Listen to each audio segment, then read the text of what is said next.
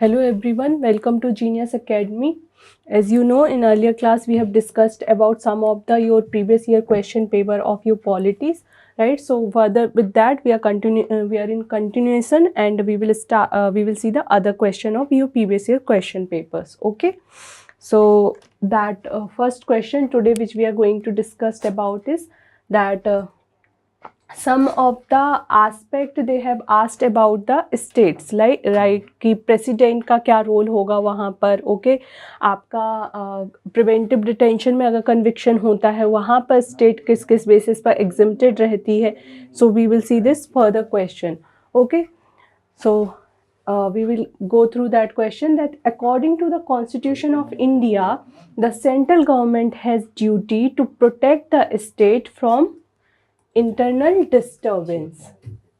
Okay, internal disturbance जो word है, जो as you know that lately इसको अमेंड कर दिया गया था आपका 44th कॉन्स्टिट्यूशनल अमेंडमेंट एक्ट के से. I think if I am sure that armed rebellion से इसको जो है आपका चेंज कर दिया गया था, but we will just renamed कर दिया था उसको.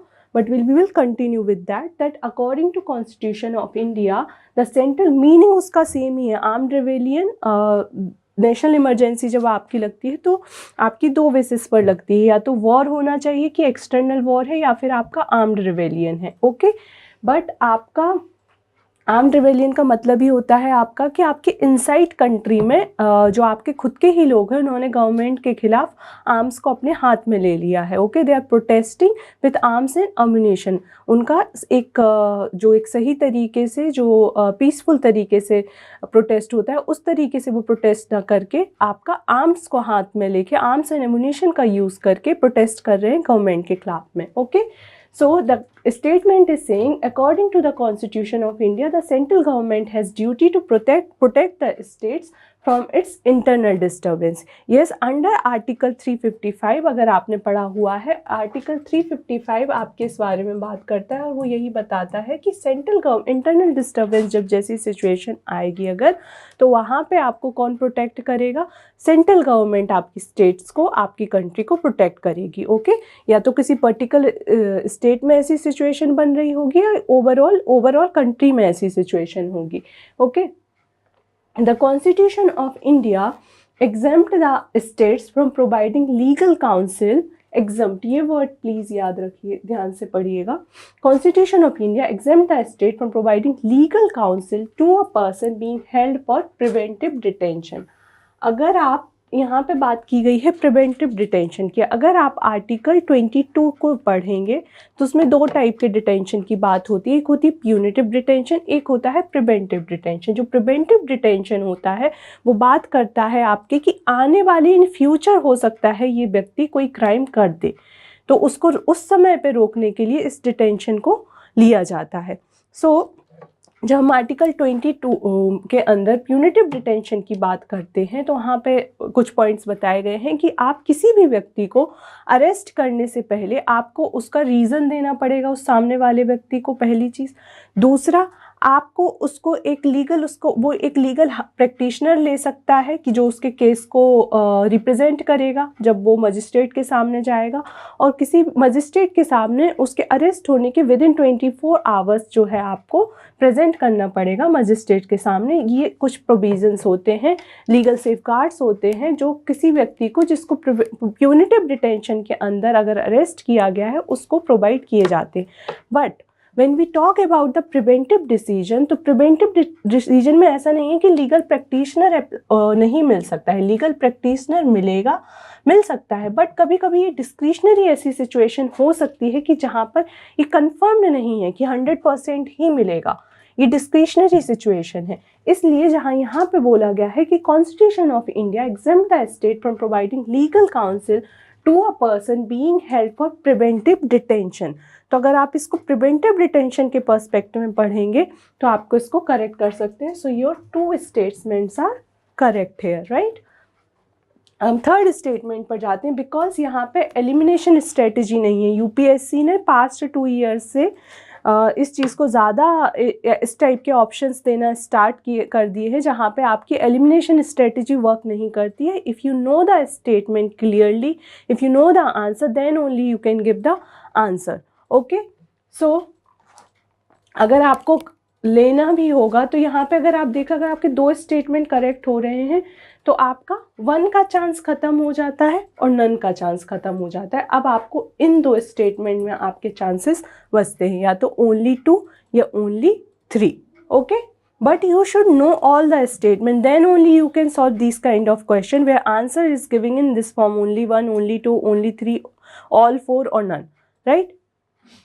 So the third statement now we will read. According to the Prevention of Terrorism Act, आपका पोटा एक्ट ये कहलाता है in short form, 2002. Confession of the accused before the police cannot be used as a evidence.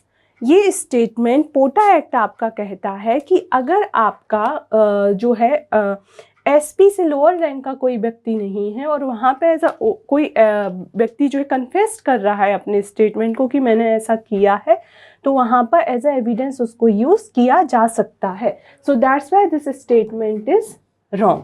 According to the Prevention of Terrorism Act 2002, confession of accused before the police cannot be used as a evidence. It could be used अगर किसी SP के सामने अगर इसको lower rank नहीं है, अगर उसकी एसपी से और उसके समक्ष उसको रखा गया है, तो उन्होंने पुलिस को यहाँ पे शब्द को मेंशन कर दिया गया है. एनी पुलिस तो नहीं लिखा था, बिफोर द पुलिस. अगर ऐसा होता एनी पुलिस तो शायद ये पर्टिकुलर स्टेटमेंट हो जाता. बट अगर हम डीपली इस बात को पढ़ेंगे तो सुपरिटेंडेंट ऑफ पुलिस, एसपी से आपकी लोअर रैंक नहीं होना चाहिए, उसके सामने अगर वो कन्फेस कर रहा है तो वो स्टेटमेंट आपका क्या माना जाएगा, एज अ एविडेंस माना जाएगा. तो इन्होंने क्या बोला, can not be used as a, it can be used as a evidence. Okay, तो ये स्टेटमेंट आपका गलत हो जाएगा. आपका आंसर निकल के क्या आएगा, only 2. Now you left with that, आपकी 2 स्टेटमेंट सही है, नहीं, answer will be only 2.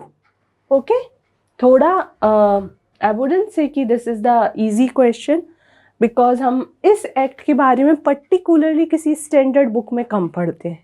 Okay, तो आप अगर करंट अफेयर से अवेयर हैं, आपने डीप में जाके अगर आपने टेररिज्म से रिलेटेड टॉपिक को कवर किया है, तो वहाँ पे आप इन एक्ट्स के बारे में थोड़ा डिटेल में पढ़ लेते हैं. That's why I always say and always repeat whenever you prepare for UPSC exam, don't only go from the perspective of prelims. आप prelims plus mains को approach को ध्यान में रखिए, प्रिपरेशन कीजिए. It will automatically help you in your both the exams. Either it's your prelims, आप prelims में अगर कोई डेप्थ में आपसे क्वेश्चन आ रहा है तो आप बेहतर एनालिसिस कर पाएंगे उसका और एक सही आंसर का अनुमान लगा सकते हैं आप. सिमिलरली डेफिनेटली मेंस में तो क्योंकि आपके पास प्रीलिम्स के बाद मेंस के लिए एक टाइम नहीं होता है, बहुत ही लिमिटेड टाइम होता है, एग्जैक्ट 3 मंथ्स होते हैं, जिसमें कभी कभी ऐसी सिचुएशन आती है कि प्रीलिम्स में हम बहुत ऐसा नहीं होता है कि हर बच्चा जो है एक्सेल कर रहा है कि कट ऑफ से उसका 10 नंबर और 12 नंबर ज़्यादा जा रहा है. मोस्टली हम लाए करते हैं जहाँ पर हमारे चांसेस होते हैं कि 1 नंबर 2 नंबर हमारा ज़्यादा होता है या फिर हम थोड़ा डाउट में होते हैं. तो जब तक रिजल्ट नहीं आता है ना, हम डाउट में काफ़ी समय तक बने रहते हैं कि वेदर वी आर क्वालिफाइंग और not, right. So it's better कि आप अपना मेंस का प्रिपरेशन पहले से ही करके रखिए, ताकि जो वो 15 दिन का समय 20 दिन का समय जो आपके सामने आता है, अगर उसमें आप बहुत अच्छे से नहीं भी पढ़ पाए, बिकॉज ऐसे इश्यूज आ जाते हैं, एंजाइटीज बढ़ने लगती हैं जब हम बहुत नियर होते हैं अपनी कट ऑफ क्लियर करने के. ओके, तो वहाँ पे आपका मेंस पहले से ही तैयार हो. So that's why we should, all the perspective we have to keep in mind when you're preparing for UPSC exam. Okay. Okay, now we'll see the next question, that which one of the following statement best reflect the chief purpose of, main purpose क्या है आपके constitution of a country. अब India के respect में ही ये बात पूछी जा रही है, तो हम 1 by 1 स्टेटमेंट को देखेंगे. जब भी इस तरीके के क्वेश्चन आते हैं, यहाँ पे मोस्टली सारे स्टेटमेंट ऑलमोस्ट करेक्ट होते हैं, बट एक स्टेटमेंट हो रहा होता है जो आपकी मेन एसेंशियल फीचर ऑफ आपके कॉन्स्टिट्यूशन को बता रहा होता है कि दिस इज, इसको तो हम छोड़ नहीं सकते, ये सबसे ज़्यादा इम्पॉर्टेंट है। Okay, most of the time this kind of question comes like that only, कि आपको सारे स्टेटमेंट सही लगेंगे कि ये सारे स्टेटमेंट सही है, ये तो कहीं ना कहीं रिप्रेजेंट ही कर रहे हैं हमारे जैसी कंट्री की पॉलिटी है उसी को रिप्रेजेंट कर रहे हैं जैसा हमारा कॉन्स्टिट्यूशन, बट कोई एक स्टेटमेंट होगा जो उस जो क्वेश्चन पूछा गया है उसको सबसे ज़्यादा डिफाइन कर रहा होगा। Okay, so it determines the objective for the making necessary laws. Okay, as your preamble is your part of your constitution, right? preamble आपके constitution का part है, right? तो वो क्या बताता है आपका, अगर आप देखेंगे कि ये आपके ऑब्जेक्टिव को बताता है, राइट? कि प्रियम्बल किस सेंस, प्रियम्बल ने आपका ऑब्जेक्टिव ही बताया है। प्रियम्बल आपका किससे आया, ऑब्जेक्टिव रेजोल्यूशन से आया है कि इस टाइप की कंट्री हमारी होगी, इसके ये बेसिक एलिमेंट्स होंगे, फिर उसको लेटली जाके कॉन्स्टिट्यूशन में अलग अलग आर्टिकल्स में उनको डिटेल में बताया गया है, राइट? सो ये बात बोलता है आपका constitution determines the objective for the making of the necessary law. It enables the creation of political offices and the government. हमारे कॉन्स्टिट्यूशन में फेडरल गवर्नमेंट की बात की गई है कि हमारी एक यूनियन गवर्नमेंट होगी, एक हमारी स्टेट गवर्नमेंट होगी। कौन कौन सी सिचुएशन होंगी जहाँ पे हमारी पॉलिटी जो होगी यूनिटरी हो जाएगी। ओके, इस टाइप की बात ये कॉन्स्टिट्यूशन के फीचर्स में बताया गया है, right? It defines and limit the power of government. Constitution आपके गवर्नमेंट के पावर्स को बताता है और कुछ आर्टिकल्स के थ्रू, कुछ पर्टिकुलर सिचुएशंस के थ्रू गवर्नमेंट के पावर को, गवर्नमेंट आर्बिट्रेरी तरीके से रूल ना करे, एक अथॉरिटेटिव रूल ना रहे पूरा। ओके, उसको अथॉरिटेटिव रहे पर आर्बिट्रेरी ना जाए, जहाँ तक लिमिट है वहाँ तक उस लिमिट में अपने पावर को, रूल्स एंड रेगुलेशन और लॉज को लेके आए। Okay, it secures the social justice, social equality and social security. अगर आप देखेंगे तो ये आपके अगर मेन उसमें देखेंगे तो DPSP की बात कर रहा है आपका, तो ये वन ऑफ द कॉन्स्टिट्यूशन के वन ऑफ द फीचर की बात कर रहा है, राइट? ये आपकी किसकी बात कर रहा है, प्रीएम्बल की बात कर रहा है, right? It enables the creation of political office and offices and a government. आपकी गवर्नमेंट का फेडरल फीचर की ये बात कर रहा है, राइट? लेकिन कॉन्स्टिट्यूशन को अगर आप कॉन्स्टिट्यूशन के बारे में अगर आप पढ़ेंगे तो what is constitution? Constitution is your supreme law and your government जो होगी वो उस सुप्रीम लॉ के अकॉर्डिंग ही चलेगी। तो अगर होलसम आप देखेंगे तो होलसम ये सेंटेंस उस बात को रिप्रेजेंट कर रहा है। It defines and limit the power of government, right? These are the features, some of the important feature of your constitution। but constitution को अगर हम पूरे एक तरीके से देखेंगे, जो पॉलिटी है उसके ये कुछ फीचर्स हैं जो ये तीनों स्टेटमेंट कहीं ना कहीं इस बात को डिफाइन कर रहे हैं। लेकिन अगर आप इसको एक होलसम ऑब्जेक्टिव में देखेंगे, कॉन्स्टिट्यूशन को एक सुप्रीम लॉ की तरह देखेंगे, constitution which is the supreme law of our country, right? कि कुछ जो भी कॉन्स्टिट्यूशन में जो भी आर्टिकल दिए गए हैं उन आर्टिकल के अकॉर्डिंग ही गवर्नमेंट को रन करना है, right? So that's why that third statement would be the most appropriate statement to connect with your question, that it defines and limit the power of government. Okay, तो अगर आप बहुत patient, जब भी, इसलिए मैं बार बार ये बात भी बोलती हूँ कि हमेशा क्वेश्चन में ना आंसर छुपा हुआ होता है। Just you have to be patience with yourself. अगर आप यहाँ पे secure the social justice, social equality, social security की बात करेंगे तो ये mostly it is talking about your DPSP, right? अगर आप यहाँ पे ऑब्जेक्टिव देखेंगे तो प्रियम्बल ऑब्जेक्टिव है आपका, कोई भी नेसेसरी, कॉन्स्टिट्यूशन पूरा ड्राइव ही हुआ है उस ऑब्जेक्टिव को ध्यान में रखते हुए, right? It enables the creation of political office and definitely constitution में वन ऑफ द प्रोविजन बताया गया है कि आपको इस आपका पॉलिटिकल, आपकी गवर्नमेंट किस टाइप की होगी, राइट? ये one of the essential feature है आपके कॉन्स्टिट्यूशन का। बट ये आपके होलसम ऑब्जेक्टिव को डिफाइन कर रहा है कि आपकी गवर्नमेंट आ गई है तो वो गवर्नमेंट किस टाइप की होगी। तो आप ध्यान से अगर एक एक स्टेटमेंट को पढ़ेंगे, क्योंकि इस टाइप में, इसलिए इस क्वेश्चन पे इतना वेरी इंपॉर्टेंट क्वेश्चन, और फाइंड आउट करना आंसर थोड़ा टफ है, अगर आप इसको ध्यान से थोड़ा स्लो हो रहिए, ओके, फोकस्ड और स्लो रह के एक एक लाइन को ध्यान से पढ़िए, आपको आंसर मिल जाएगा, ओके।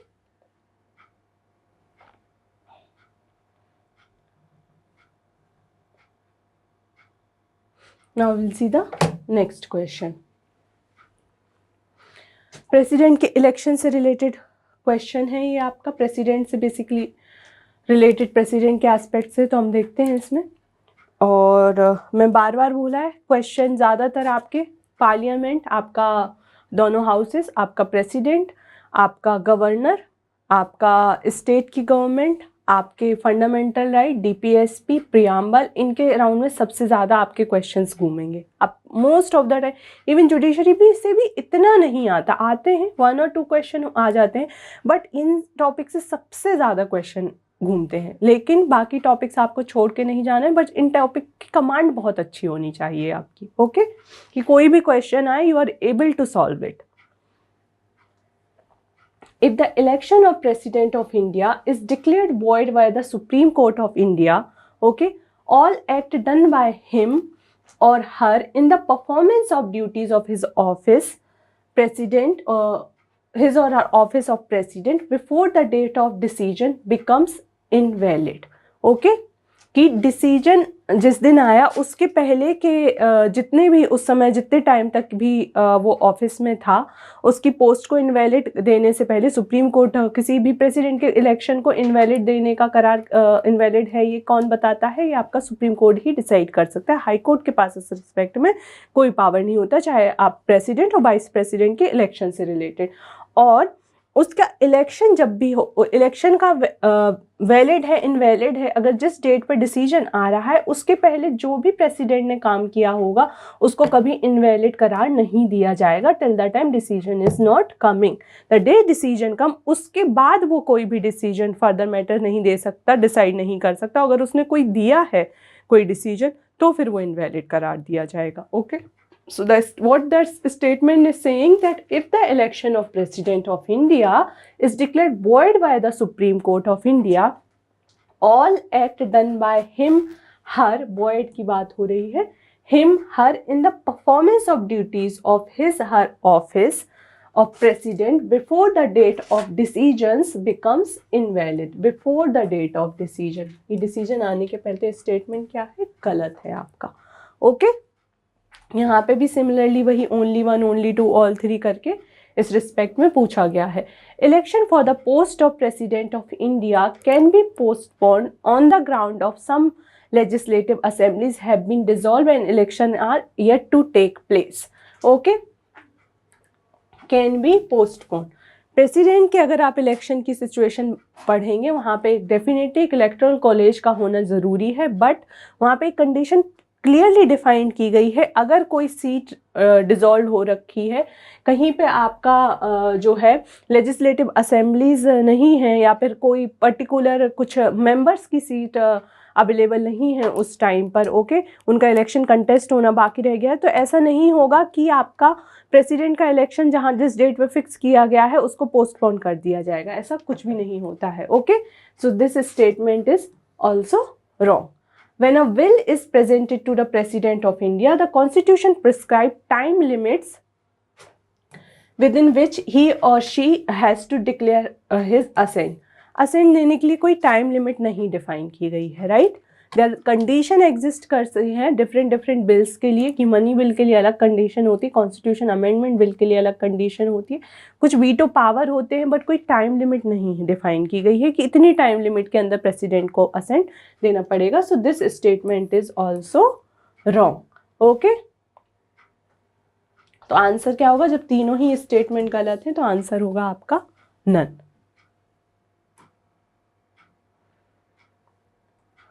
ओके अब अगला क्वेश्चन हम देखते हैं। In respect of your bills, that is your finance bill और मनी बिल के रिस्पेक्ट में हम ये क्वेश्चन देखेंगे। फाइनेंस बिल आपका क्या कह रहा है, मनी बिल इस रिस्पेक्ट में क्वेश्चन क्या पूछा गया। With reference to finance bill, money bill in the Indian parliament, okay, कुछ स्टेटमेंट इनसे रिलेटेड देखें, वन बाय वन हम इनको जानेंगे। Okay, when the Lok Sabha transmit finance bill to Rajya Sabha, okay, it can amend or reject the bill, right. हम यहाँ अगर आप बात करेंगे, फाइनेंस बिल आपके 3 टाइप के होते हैं। आपके कॉन्स्टिट्यूशन में फाइनेंस बिल को 3 टाइप का बताया गया है। That is your, one is your money bill, article 110, okay. आपका फाइनेंस बिल 1 मैं FV से डिनोट कर रही हूँ, ओके, ये आपके है आर्टिकल 117 क्लॉज 1 में, okay. And finance bill 2 article 117 clause 3 में इसको बताया गया। तो ये 2 टाइप के बिल, 3 टाइप के आपके फाइनेंस बिल होते हैं। अगर आप इसमें मनी बिल को देखें तो मनी बिल का प्रायर इंट्रोडक्शन आपका फर्स्ट आपको प्रेसिडेंट से रिकमेंडेशन लेना पड़ेगा, तब आपको लोकसभा में फर्स्ट आप इंट्रोड्यूस करते हो। सिमिलरली फाइनेंस बिल का भी ये 2 कंडीशन सेम होती हैं मनी बिल के, जो आर्टिकल 117 क्लॉज 1 में जिसकी डेफिनेशन दी गई है, क्योंकि आपके 3 टाइप के फाइनेंशियल बिल है, एक तो मनी बिल, एक फाइनेंशियल बिल 1, एक फाइनेंशियल बिल 2। तो फाइनेंशियल बिल 117 क्लॉज 1 की जहां हम बात कर रहे हैं, वहां पे ये कंडीशन दी गई है कि ये आपकी 2 कंडीशन में सिमिलर होगा मनी बिल के। दैट इज योर कि आपको जब आप रिकमेंडेशन बिफोर प्रेसिडेंट इंट्रोड्यूस करने के पहले प्रेसिडेंट का कंसिडरेशन लेना पड़ेगा और आपको इंट्रोड्यूस लोकसभा में करना पड़ेगा। तो इन 2 कंडीशन में सिमिलर टू मनी बिल है। बाकी कंडीशन मनी बिल के अकॉर्डिंग नहीं लगती है, कि जहाँ पे मनी बिल में आपकी कंडीशंस होती हैं कि मनी बिल जब आप राज्यसभा के पास भेजते हो तो राज्यसभा रिकमेंडेशन दे सकता है, ओके, बट ना तो उसको अमेंड कर सकता है ना रिजेक्ट कर सकता है। और विद इन 14 डेज राज्यसभा को आपका जो है डिसीजन देना पड़ेगा। अगर नहीं देगा तो लोकसभा उसे, जैसा लोकसभा ने पास किया है वैसा पास मान लिया जाएगा। मनी बिल के रिस्पेक्ट में लोकसभा के पास ज़्यादा पावर होता है। बट फाइनेंशियल बिल 1 और फाइनेंशियल बिल 1 की 2 कंडीशन आपकी, कि आपको प्रेसिडेंट का फर्स्ट रिकमेंडेशन चाहिए, ओके। प्रेसिडेंट आपका फर्स्ट, प्रेसिडेंट से आप कंसीडर करोगे, उसके बाद लोकसभा में आप फर्स्ट इंट्रोड्यूस करोगे। राज्यसभा में इसको इंट्रोड्यूस नहीं किया जाता फाइनेंशियल बिल 1 को।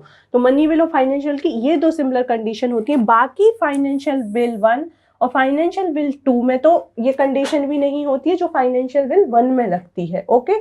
इन वो 2 कंडीशन को छोड़ के फाइनेंशियल बिल 1 सारे रिस्पेक्ट में ऑर्डिनरी बिल की तरह काम करता है। सिमिलरली आपका financial bill 2 work similarly all respect में, वो उसके इंट्रोडक्शन में भी आपको मनी बिल के जैसा इंट्रोडक्शन नहीं चाहिए, नॉर्मल जैसा ऑर्डिनरी बिल का, कि किसी भी हाउस में इंट्रोड्यूस किया जा सकता है, ओके। प्रेसिडेंट की रिकमेंडेशन की जरूरत नहीं पड़ती है फर्स्ट, तो ये आपके इंट्रोड्यूस किए जा सकते हैं, okay. Now we will see the explanation when the Lok Sabha transmit financial bill, okay. यहाँ मनी बिल को, जब तक मनी बिल को as a money bill define नहीं किया जाता है, या फिर उसकी कैरेक्टरिस्टिक्स जो होती है मनी बिल की उनको डिफाइन नहीं किया है, और अगर फाइनेंशियल बिल दिया गया है तो आप नॉर्मल फाइनेंशियल बिल की तरह ही इसको लेना। Till the time specifically money bill की कंडीशन नहीं डिफाइन की गई है, या money bill as a name money bill define नहीं किया गया है, okay. So, when the Lok Sabha transmit financial bill to Rajya Sabha, it can amend or reject the bill. Okay, amend और reject the bill. इन 2 बारे में बात हो रही है कि जब लोकसभा जो होता है ट्रांसमिट करता है फाइनेंशियल बिल को राज्यसभा के पास, it can amend or reject the bill. Yes, because ये नॉर्मल कंडीशन है। When the Lok Sabha transmit money bill to Rajya Sabha, it cannot amend or reject the bill. It can only make recommendation. Okay? Yes, यही बात मैंने अभी आपको बोलती है explanation में कि सिर्फ रिकमेंडेशन दे सकता है, अमेंड और रिजेक्ट नहीं कर सकता है। तो ये पॉइंट आपका सही है। In case of disagreement between the Lok Sabha and Rajya Sabha, there is no joint sitting. No, okay? joint sitting for money bill, but a joint sitting become necessary for financial bill. Money bill को छोड़ के आपका सारे bill के cases में आपकी joint sitting applied होती है, except your money bill and your constitutional amendment bill. Constitutional amendment bill and your money bill, इनमें आपकी कंडीशन जॉइंट सिटिंग की नहीं लगती है. बाकी आपका कोई भी बिल हो, चाहे आपके फाइनेंशियल बिल 1 और 2 हो, चाहे आपके ऑर्डिनरी बिल, उन सब में जॉइंट सिटिंग की कंडीशन लगती है. सो this statement is correct, right, कि इन केस ऑफ डिसएग्रीमेंट अगर आपका लोकसभा और राज्यसभा के बीच में होता है, no joint sitting for money bill. This is the correct statement. And further statement we will read that what a joint sitting become necessary for financial bill. So this is the correct statement. तो आपके कितने statement correct हो गए हैं? आपके तीनों correct हैं. So all 3 are correct.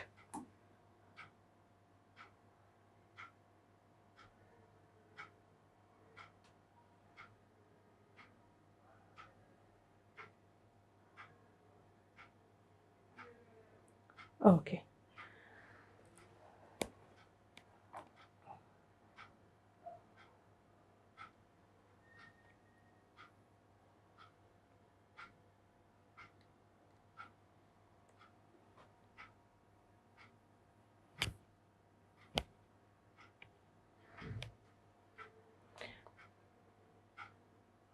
But आपका ऑफिशियल यूपीएससी की जो आंसर की है, उसने आंसर क्या दिया है? ऑप्शन बी दिया है.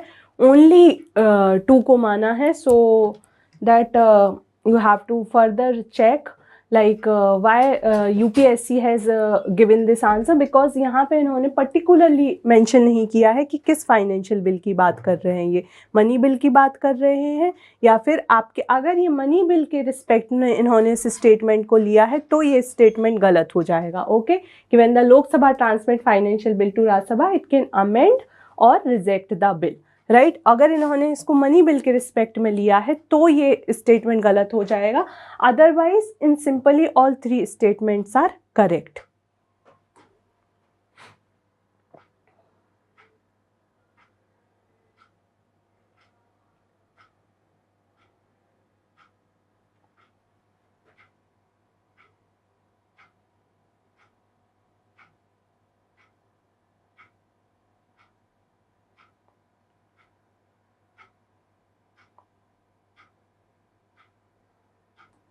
Okay.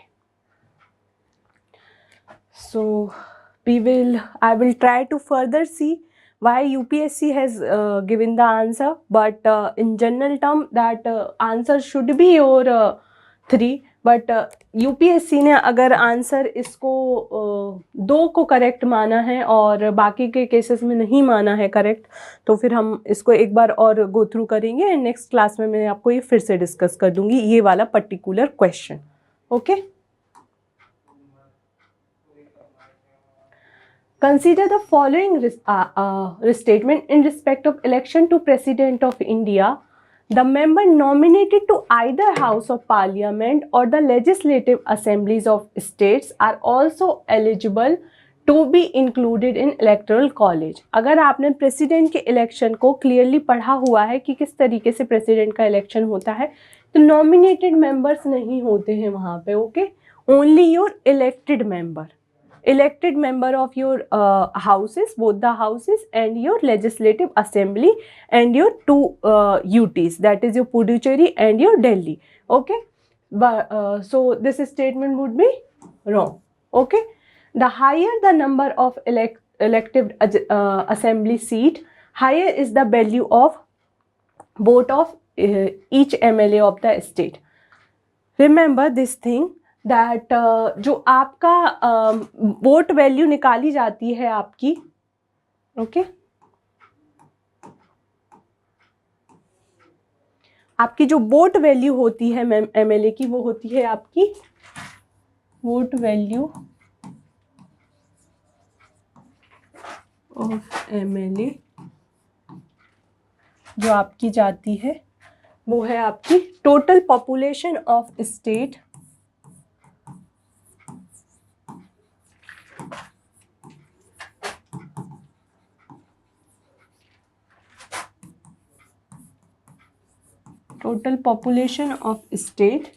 divided by total number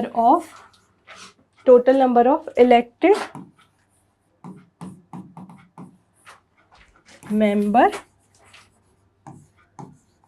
in legislative assembly divide by 1/1000 आपका यहाँ पे आ जाता है. सो व्हाट दिस स्टेटमेंट, आपकी वोट ऑफ एमएलए क्या है, वोट वैल्यू ऑफ एमएलए है total population of state divide by total number of elected member in legislative assemblies into 1/1000. Okay, and what statement is saying that higher the number of elected assembly seats, higher is the value of each MLA of state. No, it's depend on the how much proportion of population you have. Proportion of क्या आपका proportion जो population का होगा divide by जितने elected members होंगे, मतलब जितनी seats हैं स्टेट में उस पर डिपेंड करता है. Not higher the number of only of elected assembly. Okay, इस पर डिपेंड नहीं करता, तो ये आपका स्टेटमेंट इनकरेक्ट हो जाएगा.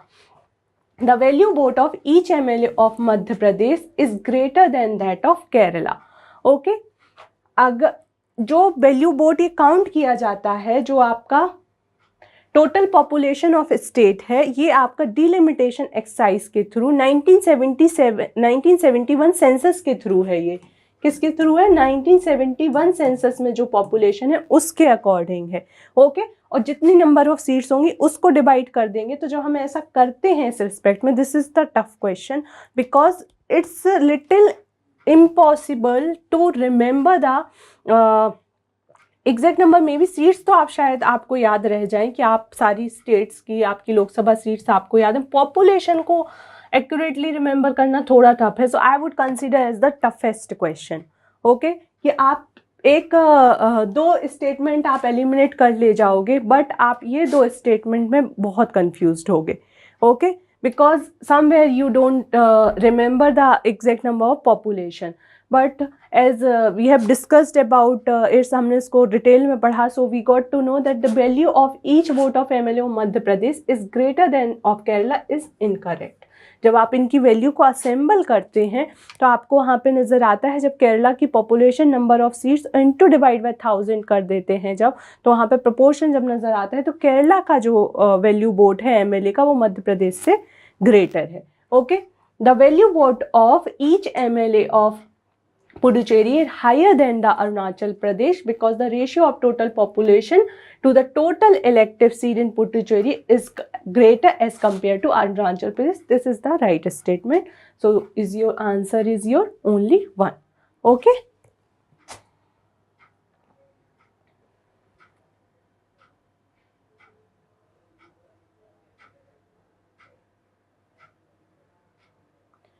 Okay.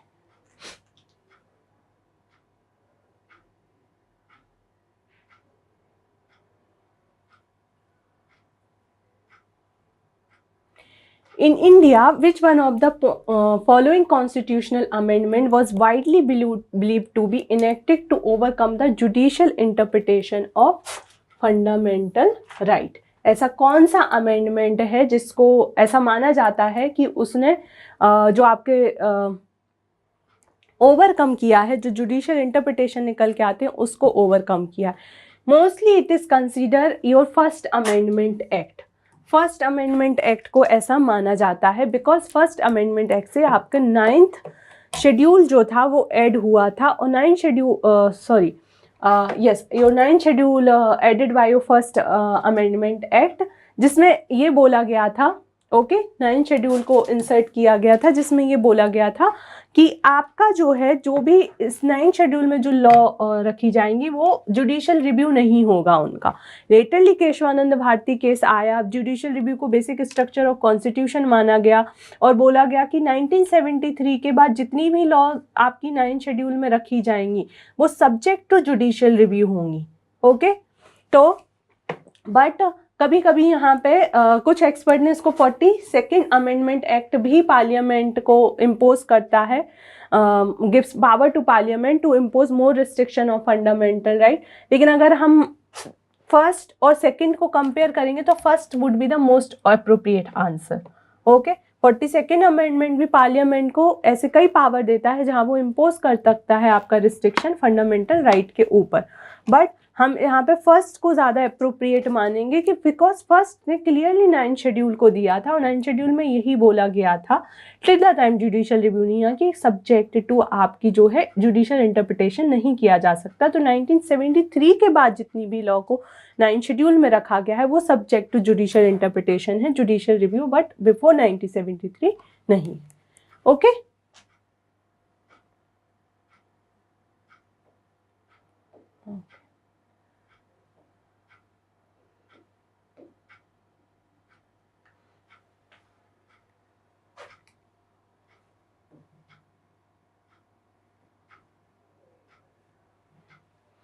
अगला क्वेश्चन हम देखते हैं। The constitution day is celebrated on 26 November on every year to promote constitutional values among the citizen. ये सीधा सीधा याद करने वाला क्वेश्चन है, इसमें ज़्यादा दिमाग लगाने वाला नहीं क्वेश्चन है। अगर आप देखेंगे तो 26 नवंबर 1949 को हमारा कॉन्स्टिट्यूशन क्या हो गया था, इनएक्ट हो गया था, कि बन के आ गया था। फोर्स में हमारा जो था 26 जनवरी 1950 को आया था, बट इनेक्टमेंट ऑफ कॉन्स्टिट्यूशन कब हो गया था, 26 नवंबर 1949।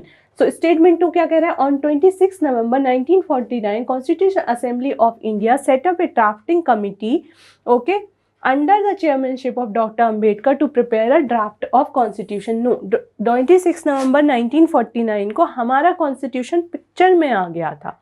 Okay, so this statement is wrong. आपकी ड्राफ्टिंग कमिटी उसके पहले ही बन चुकी थी। Okay, so your answer would be both statement 2 are correct. No, ना आपके पहली बात आपका सेकेंड स्टेटमेंट करेक्ट नहीं है, तो यहीं पर ये आपका आंसर ऑप्शन जो है वो गलत हो जाएगा। Both statement 2 are correct and statement 2 is not the correct. Statement 2 ही करेक्ट नहीं है जब, तो हम इसको लेक्ट कर देंगे। Statement 1 is correct but statement 2 is incorrect, that is right answer, right.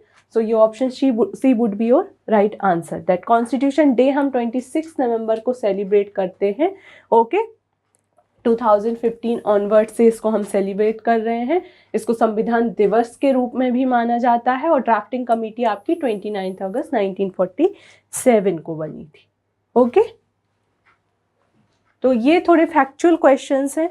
आप अगर इस फैक्चुअल डाटा से थोड़ा बहुत अवेयर हैं तो आप ये क्वेश्चन को कर ले जाएंगे। अगर आपको नहीं भी पता है और आपको जब ये पता है कि जो आपका कॉन्स्टिट्यूशन बना है वो 26 नवंबर, प्रियम्बल इस बात को क्लियरली डिफाइन करता है कि हम अडॉप्ट कर रहे हैं आपके कॉन्स्टिट्यूशन को 26 नवंबर 1949, प्रियम्बल इस बात को क्लियरली बताता है। तो आप अगर आप जाएंगे तो फिर आप ये क्वेश्चन कर लेंगे अगर आपको बाकी भी डाटा नहीं पता है।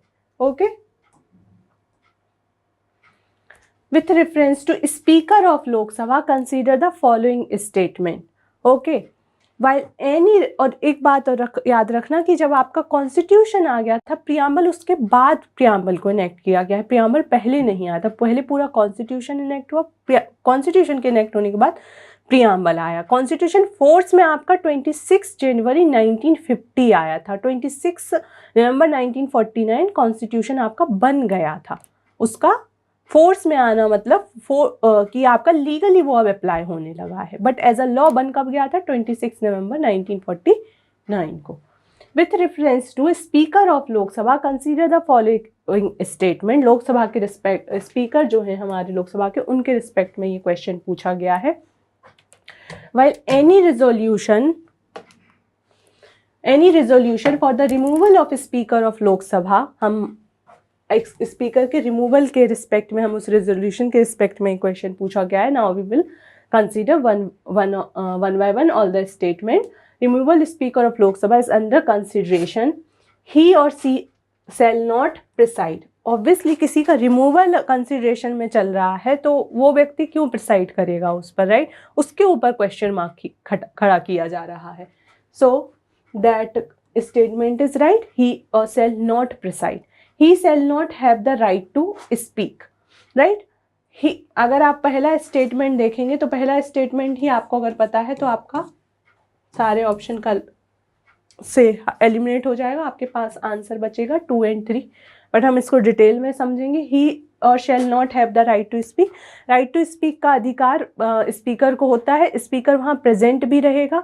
जब वोटिंग होगी तो फर्स्ट टेंस में वोट भी डालेगा, लेकिन अगर उसके खिलाफ वोटिंग चल रही है और उसके अगेंस्ट में और वोट समान पड़ जाते हैं, किसी ने उसके फेवर में दिया, किसी ने उसके अपोजिशन में दिया, समान हो जाते हैं, तो जहाँ नॉर्मल जब नॉर्मल बिल वगैरह पास होते हैं, वहाँ पे जब वोटिंग होती है और ऐसा कुछ होता है, तो वहाँ पर किसी भी सब्जेक्ट पर कुछ क्वेश्चन रेज किया होता है और वोटिंग होती है, वहाँ पे जब ऐसी सिचुएशन पड़ती है, normal condition when speaker presiding the house, वहाँ पे क्या होता है, वहाँ पे कास्टिंग वोट का पावर होता है आपके लोकसभा स्पीकर के पास में। लेकिन यहाँ जब उसका खुद का रिजोल्यूशन अंडर कंसिडरेशन है, तो वहाँ पे क्या होगा, लोकसभा स्पीकर के पास पहले बाकी जब सारे मेंबर्स वोट कर रहे हैं उस समय वो वोटिंग कर सकता है। लेकिन अगर इक्वालिटी ऑफ वोट आ गई उसके रिजोल्यूशन के लिए कि कुछ लोग फेवर कर रहे हैं, कुछ लोग फेवर नहीं कर रहे हैं, उसका रिजोल्यूशन वहाँ इक्वालिटी आ गई, तो वहाँ कास्टिंग वोट नहीं होता है। So he shall not be entitled to vote on the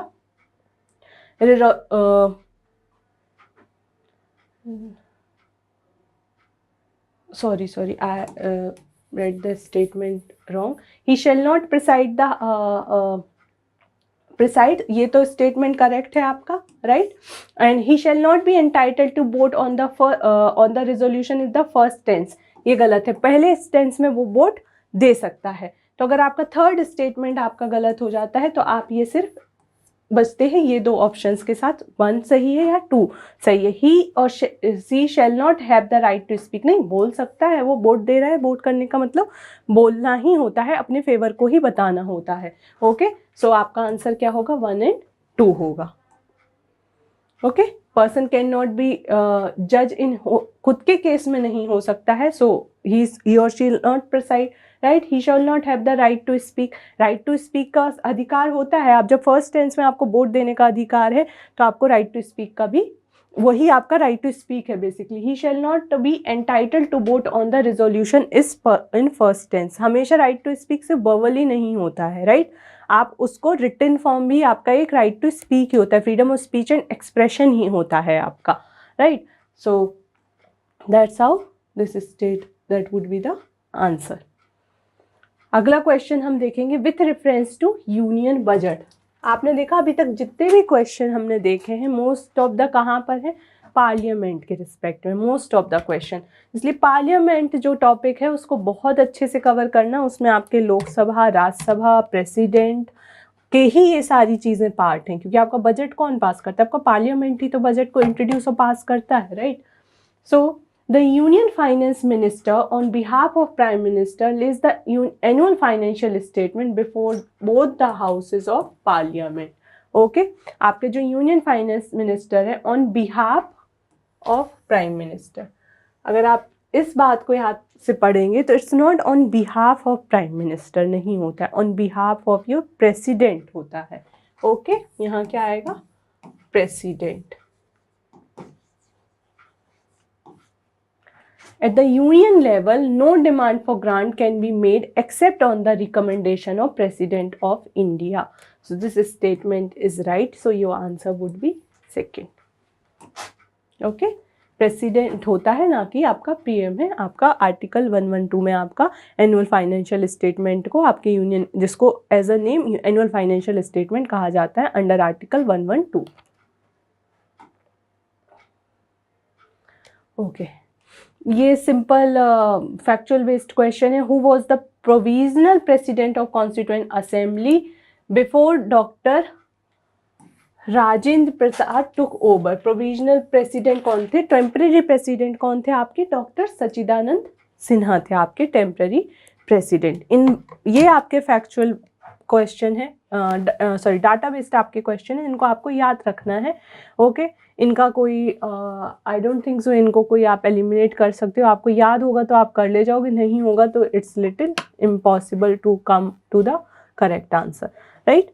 little impossible, somebody could find the solution, I won't say that nobody could find the solution, people could find the solution। आपको अगर इन तीनों व्यक्तियों की थोड़ी बहुत जानकारी है तो आप फाइंड आउट कर ले जाओगे, राइट। बट याद करना ज़्यादा बेहतर है, कुछ चीज़ें हमें याद करनी होती हैं। आई वोंट से हर चीज़ का हमेशा आंसर छुपा हुआ होता है, कुछ कुछ डाटा, कुछ फैक्ट्स हमें याद करने होते हैं. ओके.